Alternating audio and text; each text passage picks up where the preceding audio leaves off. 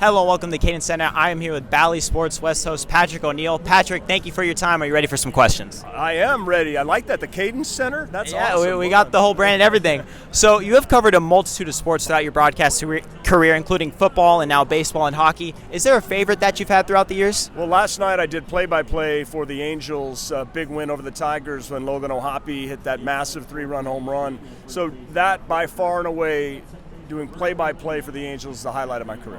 Yeah, that's what I was about to ask. So you do find play-by-play enjoyable the most, but what is changing and what do you have to adapt going from hosting to broadcasting and things like that? I had to adapt everything because I've done everything in sportscasting but play-by-play. I did a little basketball, college basketball, like 10 years ago. And then I got the opportunity during that COVID year to step in and do some play-by-play. And it's taken me a long time. In the 2022 season, I called 120 games, and I got the no-hitter from Reed Detmers, which is for sure the highlight of my career. But I just started now that I'm feeling comfortable. It really takes a lot of reps, right? A lot of repetitions, and the fact that I don't do that many, I only do about 20, I could take some of the pressure off myself, feel a little more relaxed and be myself. So I always feel like there's a lot of ways for me to improve, though. Now, you seem to have a true passion for the teams you follow, especially this past season with the Kings. I noticed you and Stoley were really fired up about the playoffs and playing Edmonton. Where does that passion come from, and why do you like it so much? Well, wasn't fired up about playing the Oilers for the third time, I got to be honest, and we got beat again. I've always been passionate about sports, and that's one thing I always wanted to do is to be a sportscaster. I often just watched sports and was just, some of my heroes are like Howard Cosell, and like these sportscasters, and Vince Scully and, Dick Enberg, and I just didn't know how I was going to go about it. So I thought, hey, maybe if I can make it as an actor, I can then just be a sportscaster. But then I didn't make it as an actor. But I was able to get in the door as an update anchor for Fox Sports Radio in 2000. And I did overnight updates from 12 a.m. to 5 a.m., 6 days a week for almost 2 years. And I still don't sleep well because of it. But I got my foot in the door. And once I got my foot in the door, I knew that this is what I wanted to do. And I just have been lucky enough to do some really cover all the sports that I love and all the teams that I grew up watching. Yeah, and so I mentioned Jarrett Stoll. You also get to work with many former players with the Angels, Tim Salmon, GA. What is it like working with those guys and talking to them and just being around them so much? That's a great question, Caden. These are some of my best friends, really, which is remarkable to me. Like I'm friends with Jarrett Stoll, and he's so nice. They're really, really great people. And Mark Gubaza, who has been the longtime analyst here of the Angels, is like an older brother to me and one of my dearest friends. And he really has just given me this opportunity to do what I do and loves working with me. We bounce. That's why I've been given the opportunity to do play-by-play because of my relationship with Gooby. But yeah, that's my favorite part. I love what these guys do, the effort that they put in to get where they are. They're the best of the best, right, that I get to work with.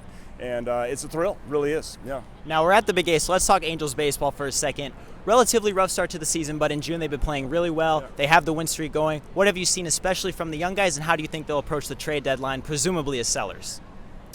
Yeah, it's tough. I'm an optimist. I'm kind of like Ron Washington. Like I feel like, well, we're only 9 games back of the wild card. I know it's tough, and I think that, as sad as it is, I love Carlos Estevez, but considering he's a free agent, I suppose he'd be the guy that you should trade so that you can get some prospects. Right. It's not a full rebuild. I think it's just a way to continue to get better for next year, because with Logan O'Hoppe and Zach Neto and Shawnuel coming into his own, and the injuries with Trout and Rendon have not helped, and with Detmers and Silseth and now Sandoval going out, that doesn't help either. They got to get some more depth in the organization. There's some really good pitcher named Caden Dana, right? That's right. Nice name, yeah. It's in the genes. It's in the name, man. Yes. Yeah. So I think he could be a real stud for us. I think it's certainly going to be really, really tough for them this year to make the playoffs. So get what you can.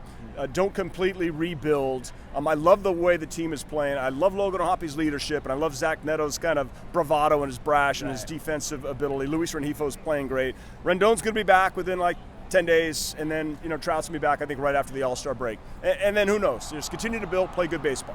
Yeah, and speaking of Rengifo, he's kind of a tweener because he's not really part of the young core at 27, but he does have still a couple years of control left. Where would you like to see them? Would you like to see them extend him, maybe look to trade him for the prospects? Because he's kind of an in-between guy. I'd like to extend Luis Rengifo. I still think he's relatively young. I mean, he's mid-20s. He's an absolute stud. He can hit everything. His defense is better. He play outfield, second or third, and now you have the DH that you can rotate him in. So even when Rendon and Drury are healthy, you got to keep Rengifo's bat in the lineup. So I would extend Luis Rengifo. All right, so last question. What are your advice to kids like me, young adults who are looking to get into the sports broadcasting career? How can they get in? What advice should they take from you, and how can they build it up?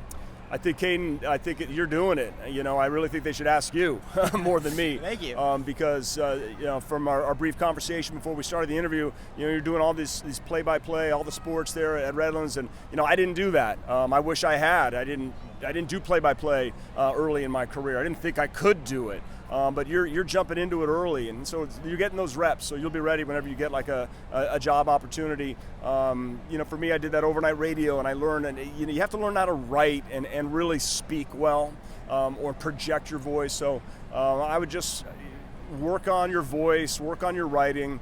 And if you're nervous ever, just try to pretend that you're not. You can be nervous, that's good, but just don't let everybody watching see that you're nervous. Just somehow, because you can power through it if you're confident and prepared. You can do anything. All right, well, Patrick, thank you again for your time, and go Angels. Go Angels, Caden. Thanks very much. Let's go.